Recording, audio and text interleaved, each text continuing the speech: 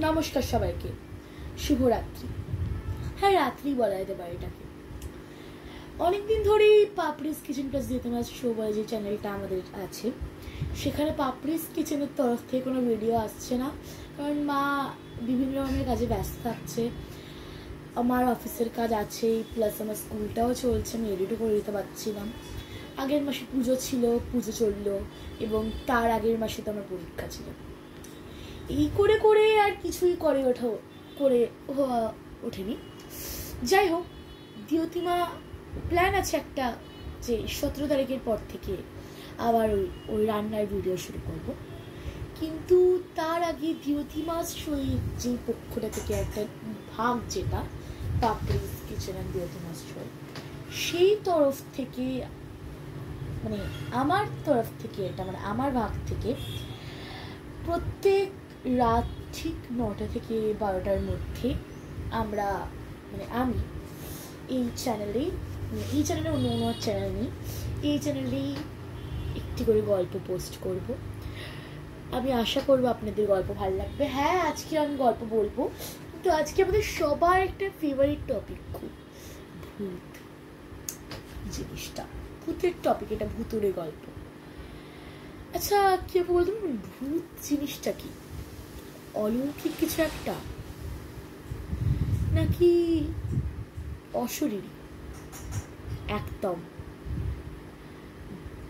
ভূত বলতে পেতনি শাকচুন্নি ছেড়ে দিই, ভূত বলতে আমার মাথায় কিন্তু আগে অশরীরী আসে। ফটো তুলছি, সেখানে যদি ভূত থাকে তাহলে ভূতকে কিন্তু ক্যামেরায় দেখা যাবে না। বা অনেক রকমের সিরিয়ালে দেখি যে ভূতের বিয়ে হচ্ছে, সেখানে দেখা হচ্ছে ভূতের পায়ের ছাপ হচ্ছে না, মানে এরকম নানা ধরনের আমরা অশরীরী টাইপেরই আমরা ভূতকে ধরে থাকি। সেই অশরীরী লীলা মজুমদারের লেখা, কত লাগছে আজ, লীলা মজুমদারের লেখা সেরকম একটি গল্প, অশরীরী। চলুন তাহলে আর বেশি দেরি না করে শুরু করে দেওয়া যাক। এখন আমি একটা সাধারণ খবরের কাগজের অফিসে কাজ করি। 1 বছর আগেও একটা সাংঘাতিক গোপনীয় কাজ করতে, সে কাউকে বলা বারণ, বললে আর দেখতে হতো না, প্রাণটা তো বাঁচতই না। তার উপর সব চাইতে খারাপ কথা হলো যে চাকরিটাও চলে যেত। তবে এটুকু বলতে দোষ নেই যে কাজটা ছিল খবর সংগ্রহ করা। কোথায়, কেন, কার জন্য, সেসব তোমরাই ভেবে নিও। আমার বয়স তখন 22, নামটা আর বললাম না। আমাদের পাড়ার হরিশ খুড়ো চাকরিটা করিয়ে দিয়েছিলেন। প্রথম দিনেই আমার বড় সাহেব হলেও তিনি কুচকুচে কালো। আমাকে বলেছিলেন, দেখো, সর্বদা নেই হয়ে থাকবে, তুমি যে আদেও আছো সে কথা টের পাওয়া গেলে চলবে না। তোমার আলাদা একটা চেহারা, কিংবা চলাফেরা, কিংবা কথা বলার ধরন গজালেই চাকরিটা যাবে। পানা পুকুরে 1 ফোঁটা ময়লা জল হয়ে থাকবে, সমুদ্রের ধারে 1 কোনা বালি হয়ে থাকবে। এই কথায় স্রেফ অশরীরী হয়ে থাকবে। কথা বললে কি বলছো এটুকু বোঝা যাবে, কিন্তু আলাদা করে গলার আওয়াজ মালুম দেবে না।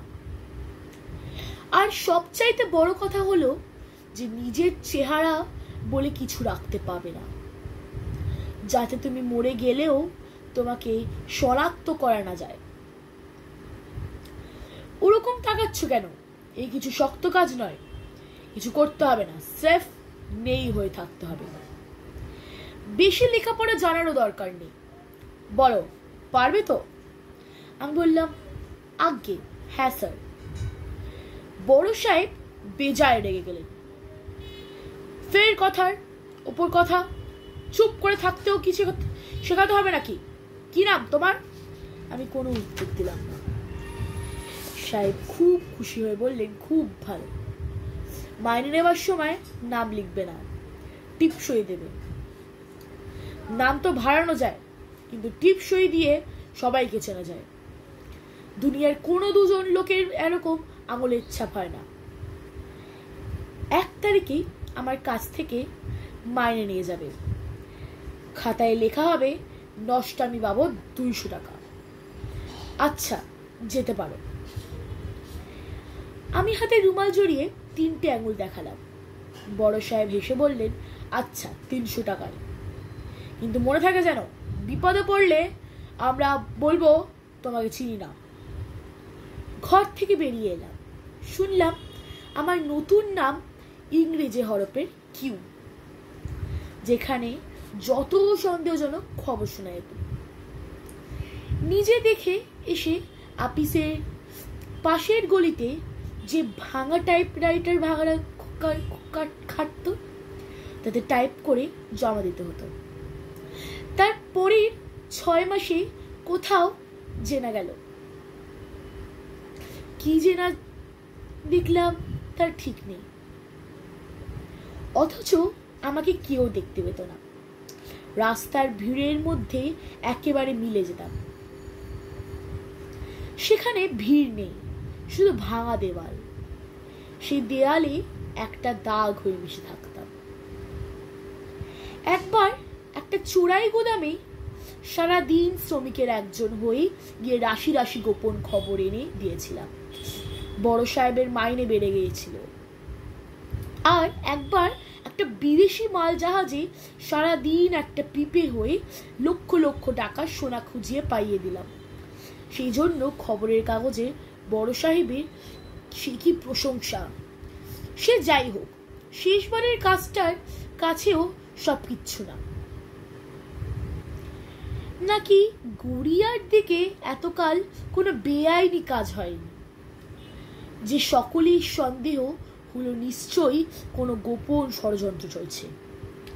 তার উপর সব বাংলা কাগজে যখন ছোট্ট একটা নোটিশ বেরোলো, টিপ বোতাম পরিষদের প্রথম সভা ঘুষু 7, তখন আমার বুঝতে বাকি রইল না গড়িয়াতে শুক্রবার 7টায় গোপন সভা বসবে। বড় সাহেবের ঘর থেকে প্রায় অদৃশ্যভাবে বেরিয়ে যাচ্ছি। তার পেয়ারের বেয়ারা বলল টিকিট ছাড়া ঢুকতে দেবে না। রুমাল জড়িয়ে হাত পাতলাম। সে এক কুচি লাল কাগজ বের করে বলল 2 টাকা। একটা আঙুল দেখালাম। তাকে টাকা দিয়ে টিকিট পকেটে ফেলে চলে গেলাম। শুক্রবার 5টায় যখন বাসে সবচাইতে ভিড় হয়, তখন বেছে বেছে সবচাইতে ভিড় বাসে উঠলাম। উঠে 4টে লোকের মধ্যিখানে এমন নেই হয়ে রইলাম যে কন্ট্রাক্টর টিকিট চাইল না। চাইবে কেন? আমার তো আর শরীর টরীর নেই যে বাসের জায়গা জুড়ে থাকবো। গড়িয়াতে নেমেই একটা চায়ের দোকানে ভিড় দেখে স্থান নিলাম, যেখানে নিলাম। এক ভার বেজায় হালকা বেজায় গুড়ের চা নিয়ে তক্তার ওপর 10 পয়সা ফেলে দিলাম। সস্তা তো হবেই, শুকনো শাল পাতা দিয়ে এসব চা বানাতে হয়। চা পাতা দিলে আর ওই দাম দিতে হতো না। ভার নিয়ে একটা বাঁশের খুঁটির পিছনে গুম হয়ে গেলাম। ভিড়ের মধ্যে হাসাহাসি হচ্ছিল।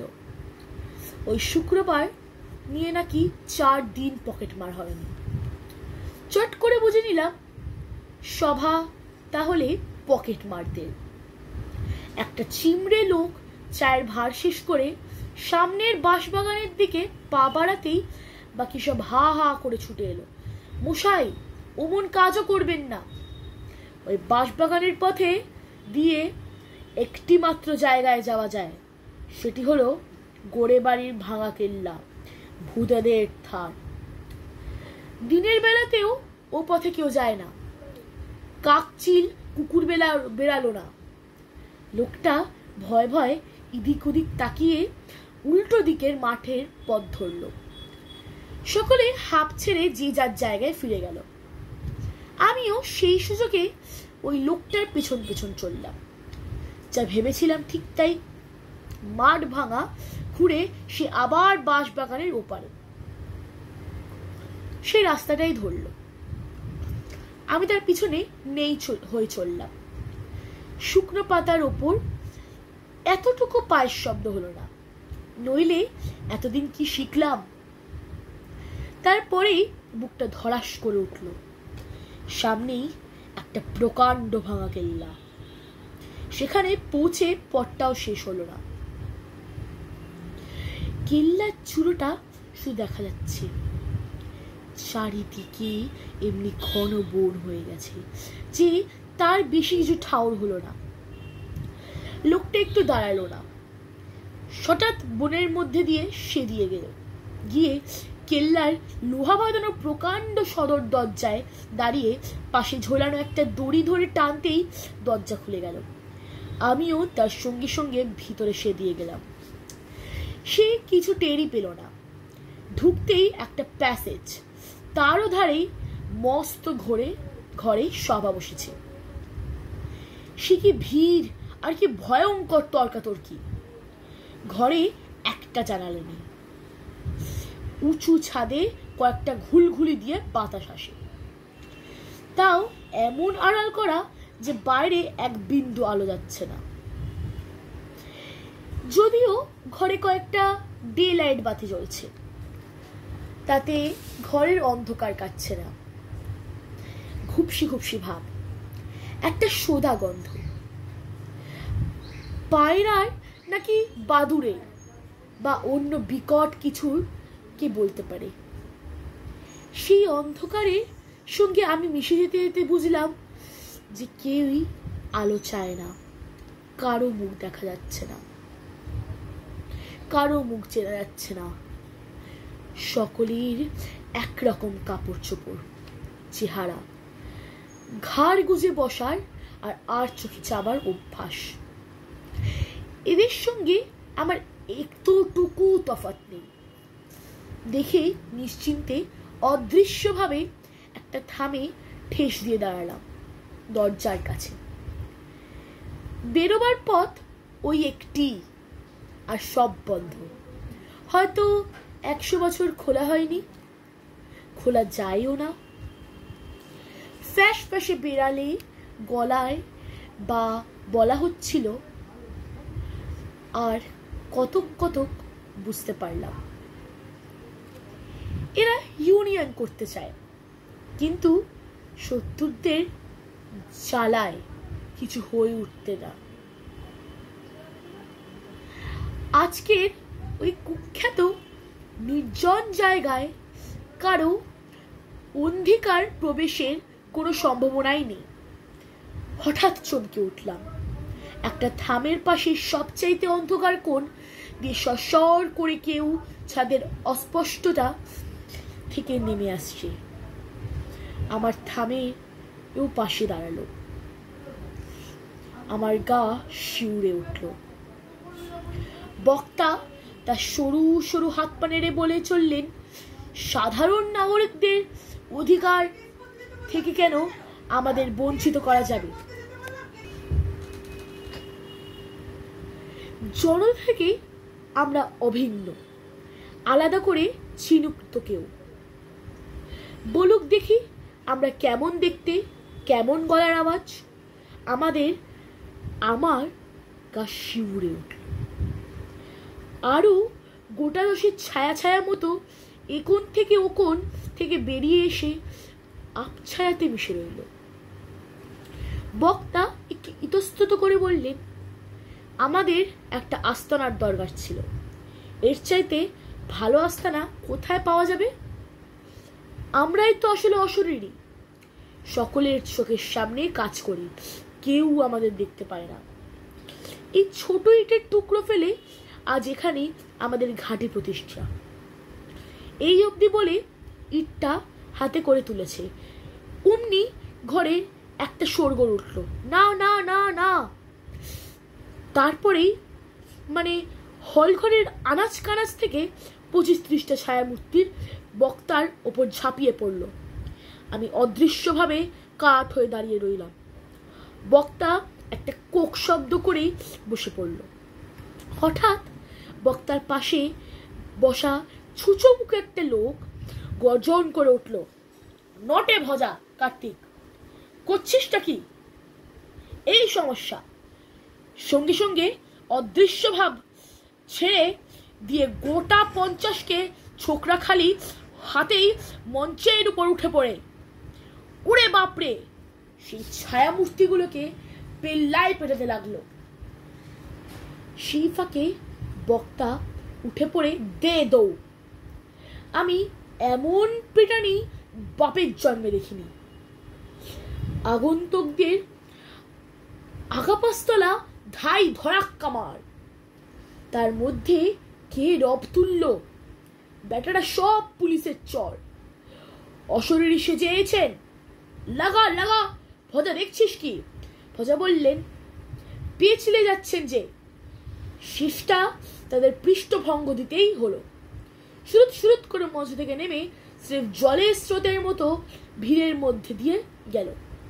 ঘরের একটি মাত্র দরজা দিয়ে সব নিমেষের মধ্যে বেরিয়ে পড়ল। ধন্যী পুলিশের ট্রেনিং। হয়তো একটু অসাবধান হয়ে পড়েছিলাম। ওই অদ্ভুত ব্যাপার দেখবার জন্য বোধহয় ভিড় থেকে কিঞ্চিত আলাদা হয়ে পড়েছিলাম। কারণ পালাতে পালাতেই শেষের লোকটা আমাকে দেখতে পেয়ে একরকম কোল পাচা করে তুলে ধরে বাইরের জঙ্গলের মধ্যে এনে ফেলে বলল, চলে চল, চলে চল, দেখছিস কি? বলে একটা শেওড়া গাছের ডাল বেয়ে উঠে পড়ল। ততক্ষণে ডে লাইট হাতে নিয়ে নটে ভজারাও দোরগোড়ায় দেখা দিয়েছে। সেই আলোতেই দেখলাম যে লোকটা গাছে চড়ছে, তার গোড়ালি দুটো সামনের দিকে। তখনই গাছগাছড়ার মধ্যে মিশে গিয়ে মুচ্ছ গেলাম। ওরা বোধহয় আমাকে খুঁজে পায়নি। অবশ্যই আমি যে আছি তা ওরা জানতো না, খুঁজবে কাকে। বড় সাহেবের কাছে আর যাইনি। আজকাল খবরের কাগজের জন্য সংবাদ সংগ্রহ করি। অবশ্যই একেবারে নেই হয়। নমস্কার। হ্যাঁ, আমি প্রথমবার এরকম কোনো গল্প শুট করলাম। হয়তো অনেকটাই তুতলেছি। গল্পটার মধ্যে হয়তো অশরীরী মানুষগুলি ছিল, লাস্টের দিকে ওইটুকুনি ভূত হয়েছে। হয়তো আপনাদের অতটা মজা আসেনি আমার গল্পে। যদিও আপনাদের যদি ভালো লেগে থাকে, আমি জোর করবো না, আপনাদের যদি ভালো লেগে থাকে একমাত্র তাহলেই লাইক, শেয়ার আর সাবস্ক্রাইবটা করবেন। আজকের জন্য এইটুকুনি। আবার ফিরে আসবে এরকম কোনো গল্প নিয়ে। নমস্কার।